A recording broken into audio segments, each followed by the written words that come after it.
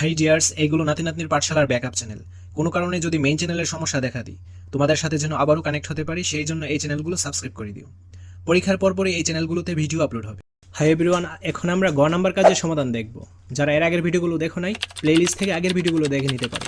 তাছাড়া সবার আগে সমাধান পাওয়ার জন্য অবশ্যই চ্যানেলটি সাবস্ক্রাইব করে অল নোটিফিকেশন অন করে রাখতে হবে। এবার কথোপকথনে ব্যবহৃত 3 ধরনের বাক্যের একটি করে নমুনা দেখো। এরকম একটি ছক খাতায় এঁকে নাও। চলো এখন আমরা এই ছকের অ্যান্সার স্ক্রিপ্টে চলে যাই। উত্তর গ, বাক্যের ধরন। কথোপকথনে ব্যবহৃত বাক্য সরল বাক্য। কথোপকথনে ব্যবহৃত বাক্যটা ছিল আমরা বিয়েটা বন্ধ করতে যাচ্ছি। জটিল বাক্য। ব্যবহৃত বাক্যটা ছিল যদি আপনি অনুমতি দেন তাহলে বলতে পারি।